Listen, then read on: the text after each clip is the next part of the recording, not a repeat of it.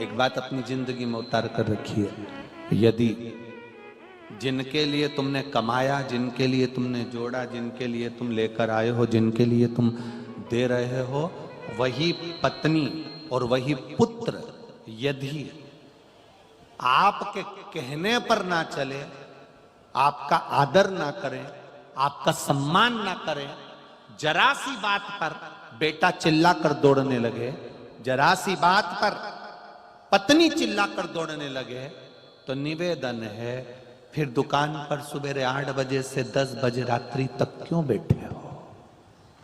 किस लिए?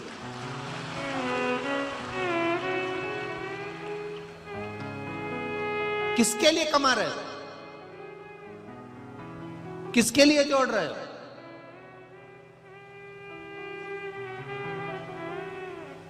ना कहीं जा पाते हो, ना कहीं आ पाते हो। इतना सा फुर्सत नहीं कि तुम शिव महापुराण की कथा भी सुनने चले जाओ।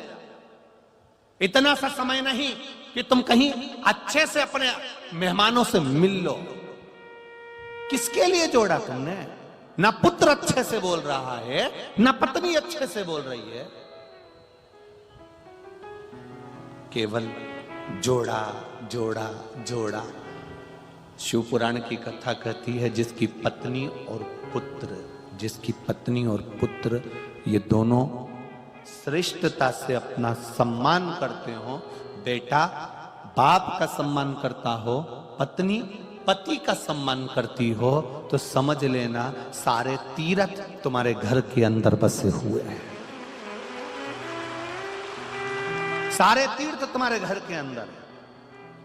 और जहां पर पत्नी सम्मान ना कर रही हो, बेटा सम्मान ना कर रहा हो, अपशब्द बोल रहा हो, गालियां दे रहा हो, आड़ा टेढ़ा बोल रहा हो, बड़ी भगवान की मूर्ति भी रख ली ना हरि विठ्ठल की और खूब पूजन भी कर रहे हो, तो समझ लेना वो स्वर्ग नहीं है, वो आनंद नहीं, वो सुख नहीं है। वो स्वर्ग नहीं है, वो सुख नहीं, वो आनंद नहीं है। उसमें आनंद की अनुभूति नहीं है। फिर समझ लीजिए, उसमें सुख का अनुभव नहीं हो पाएगा।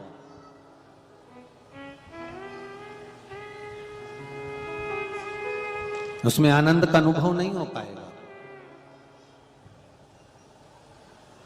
पौंडलिक के माता पिता ने विचार कर लिया अब हमको नहीं रहना, अब हमको काशी चले जाना चाहिए।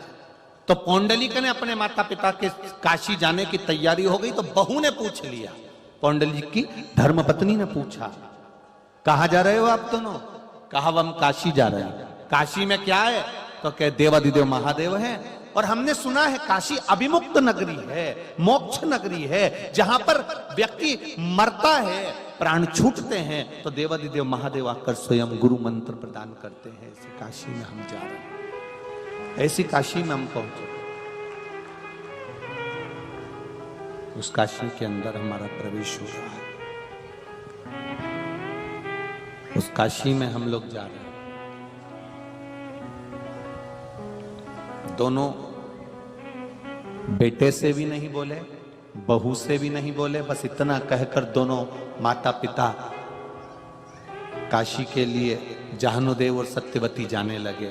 पीछे पीछे धर्म पत्नी ने अपने पति पौंडलिक को बुलाकर कहा, तुम्हारे माता पिता काशी जा रहे हैं। हमको लग रहा है कि ये काशी नहीं जा रहे, किसी महाराज के चक्कर में पड़ गए, तो घर का रखा हुआ सारा धन बांध के ले जा रहे। जिस महाराज को तुम्हारा धन प्रिय लगे, वो महाराज महाराज नहीं हो सकता, वो फिर कोई संत या साधु या गुरु नहीं हो सकता, वो केवल एक लुटेरा ही हो सकता। जिसको तुम्हारे धन की प्रियता लगे, जिसको तुम्हारे सत्ता की प्रियता लगे, तुम्हारे वैभव की प्रियता लगे, तुम्हारे धन संपदा की प्रियता लगे, फिर वो संत नहीं हो सकता, वो साधु नहीं हो सकता, वो गुरु नहीं हो सकता,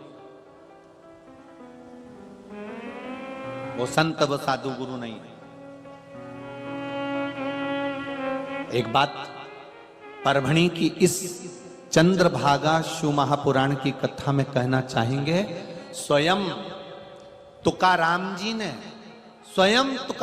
ने अपने अभंग में चंद्रभागा को अपनी बहन कहा है।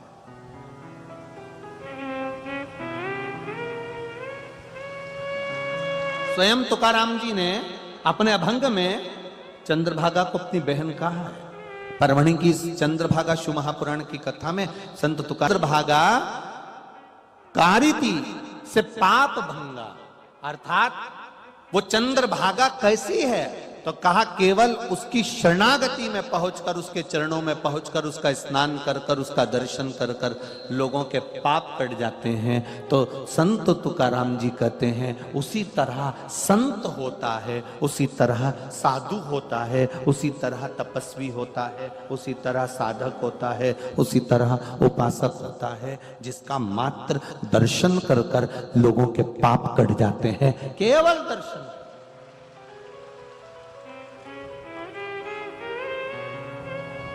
साधु, सन्यासी, तपस्वी, साधक, उपासक, संत, महात्मा, ये पावन धरा महाराष्ट्र की जो भूमि है, ये महाराष्ट्र की जो धरा है, ये संतों की धरा है, साधुओं की धरा है, गुरुजनों की धरा है। ये धरा कोई साधारण नहीं।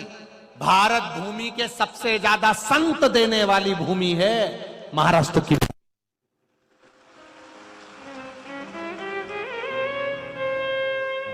छत्रपति शिवाजी को देने वाली भूमि है महाराष्ट्र की भूमि। मां अहिल्याबाई को देने वाली भूमि है ये महाराष्ट्र की भूमि।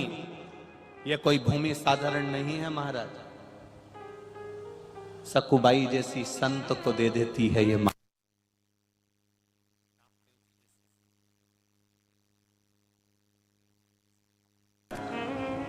यहां तो हर थोड़ी दूर जाओगे, हर चौराहे पर, हर 8 कदम पर कोई ना कोई संत का स्थान मिल जाता है।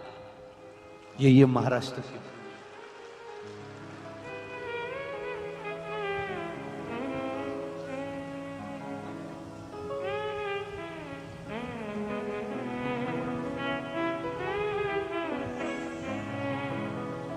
पर दुख एक होता जा रहा है। महाराष्ट्र की भूमि ने संत बहुत दिए, महाराष्ट्र की भूमि में ने साधु बहुत दिए, महाराष्ट्र की भूमि ने वीर बहुत दिए, महाराष्ट्र की भूमि ने ज्ञानी बहुत दिए। संत ज्ञानेश्वर जैसे यहां प्रकट हुए। महाराष्ट्र की भूमि ने बहुत कुछ दिया है।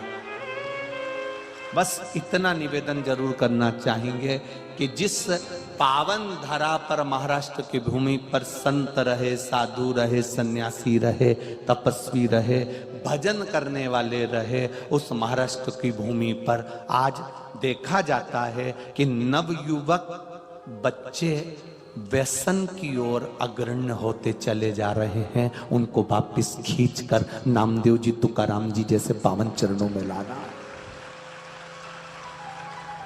नामदेव जी, तुकाराम जी जैसे पावन चरणों में लेकर आना है।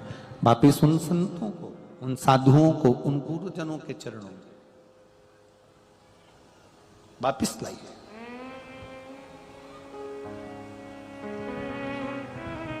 भटक रहे हैं लोग।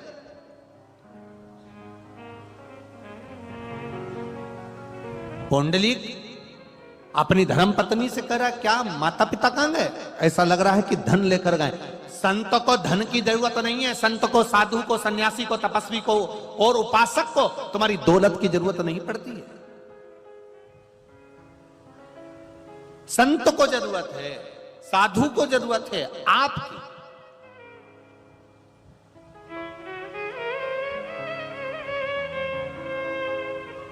एक राजा एक गुरु के पास गया और गुरु जी से जाकर बोला, आप जाने वो राजा और गुरु की बात बहुत दूसरी हो गई।